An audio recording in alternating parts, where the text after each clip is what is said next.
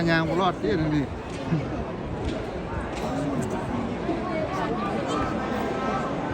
โอ้นังครับออกไปก่อนเลยมาดิยังไม่ได้แตะบานสักบาทเนาะขอมาไม่มีจะโทษเสียงไหนเสียงไหน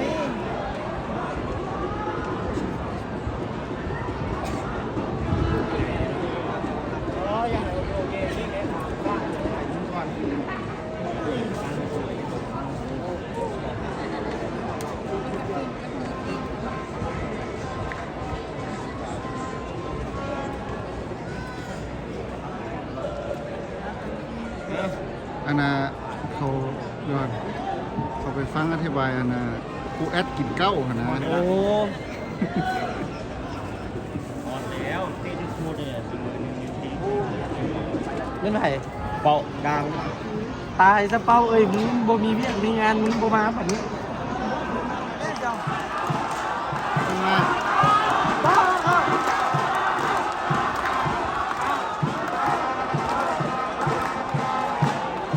ถ้าเอาทางผู้ชมแน่หน่อยนึงก็ได้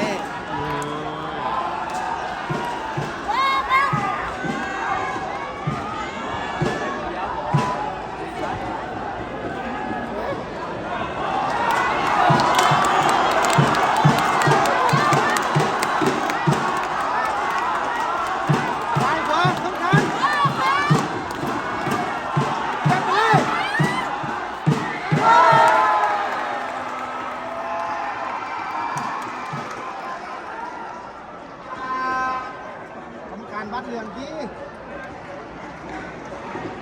เอาตะปือคนแรกยิงเข้าไปแล้ว นักขับเขานั่นเด้อฮึกกว่าไรฮึกตะปืนนักขับฮึก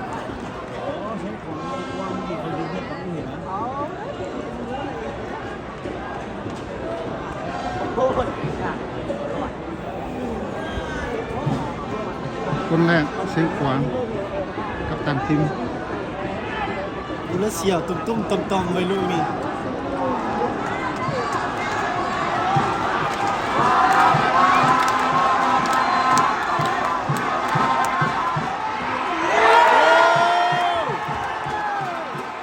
ว่าแล้วกูเสียว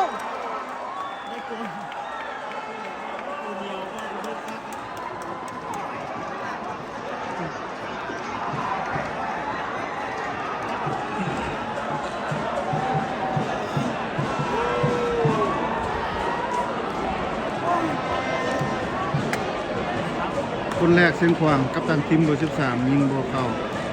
จากเลี้ยงเซฟ บอกแล้วนะครับข้าเจ้ากลัว เรียกว่าเกินรีวิวนะด็อกเตอร์กินลายใช่ปะเฮ้ยดอนด็อกเตอร์กินลายแท้ ว้ายเดี๋ยวมันยากดิเทียน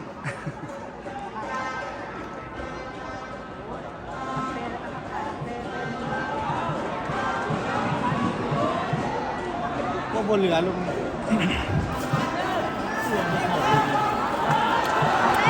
คนที่สองเบอร์17 6 แก้ว ก็ตะปือ โอ้ยเส้นเหล่าทุกคืนก็ไม่พามึงกินนึงใจว่ามัน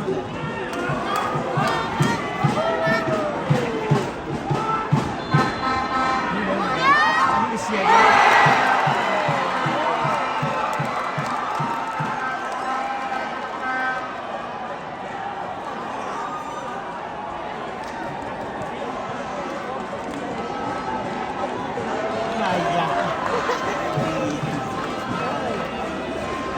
กล่องเสียฟังนั้นแม่นอัตตะปือฟังนิดนึงเสียงหลวงบางเรื่องอาจจะมีอัตตะปือปนอยู่มีน้อยนึง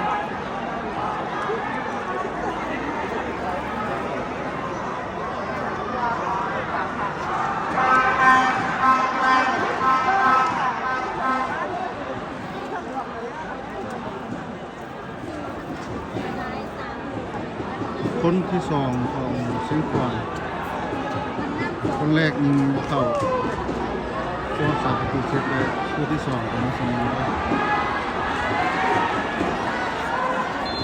เขาเข้าลูกนี่แหละมันเมือเลย เกี่ยวเข้าดุ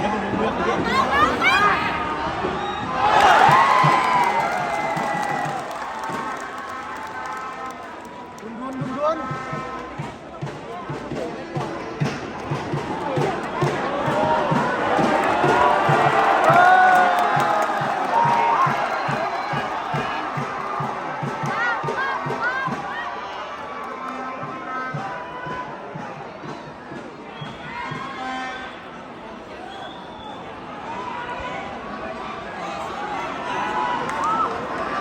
ถ้ายิงเข้าไว้นี่พวกเข้าแต่ว่ามันซ่าๆไม่เข้ามันเลนคือไว้นี่เดี๋ยวโอ้พวกเข้าลูกนี้พวกเข้า คนที่สามของอาตาปู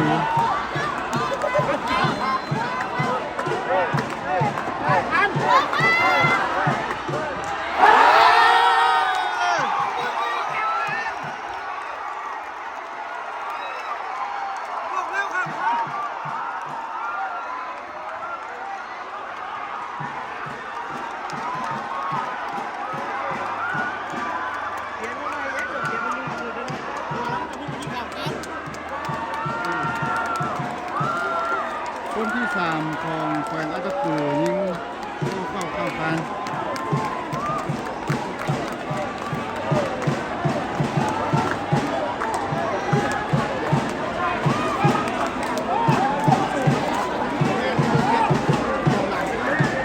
เมื่อมีโทรศัพท์แจ้งกันสั่ง แบตติมด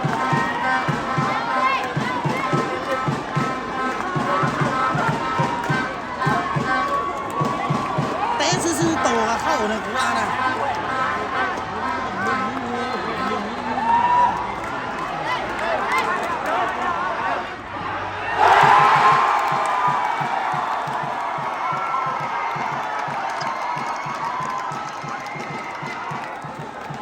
มันดูถึงบอลเก่าเด้อหามันนี่นะ ตอนนี้ประตูเสมออยู่ที่2-2ยิง3คนแล้วคนที่4ของประตู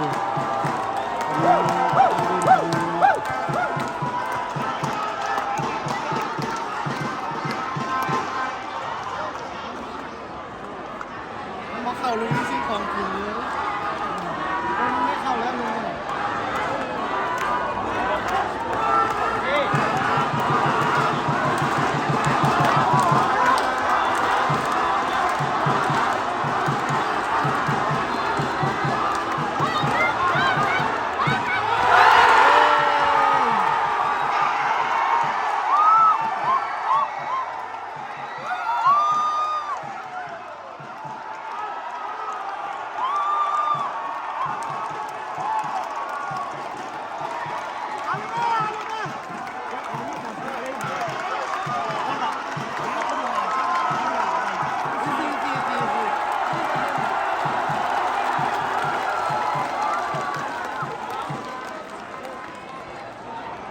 คนที่4อาตาปูยิงก่อนอาตาปูยิงพลาดแล้ว ขั้นขั้นว่าเขาจะยิงเข่าตรงบักล่ายิงแน่อันเบอร์5นี่คนสุดท้ายบักล่ายิงแน่นอนบอกคนที่5ท่านี่ยิงเข้านะอันนี้ยิงเข้าแล้วอันเป็นตัดสินเป็นสุดท้ายบักล่ายิงเข้าแล้วเพราะว่าเสียงของยิงก่อนนี่บ่เข้าดิ คนที่4ของเสียงขวางของน้องคนนี้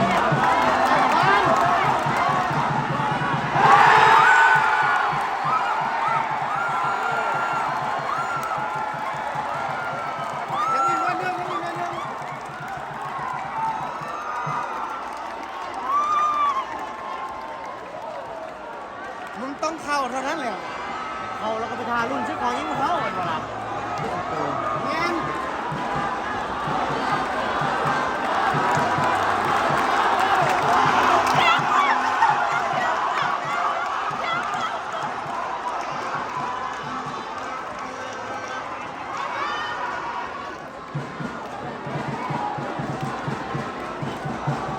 เสียมันเข้าลูกวีบึ้งได้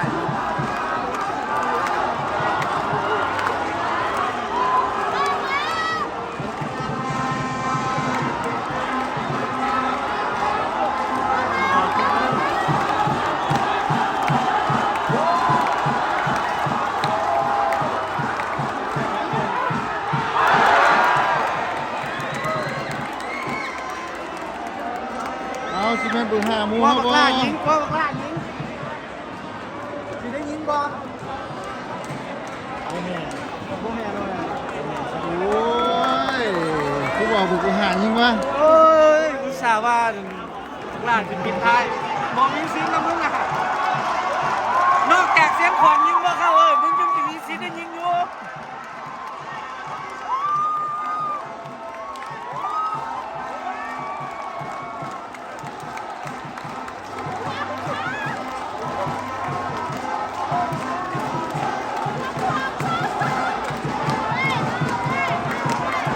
คนที่ห้าเป็นเส้นกองกำลังสิยิง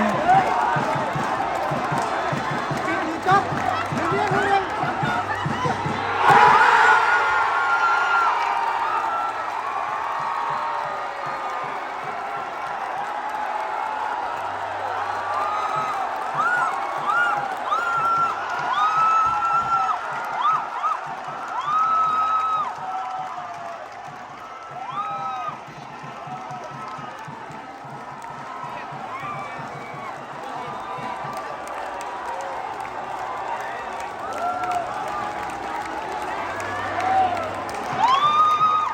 จบเกม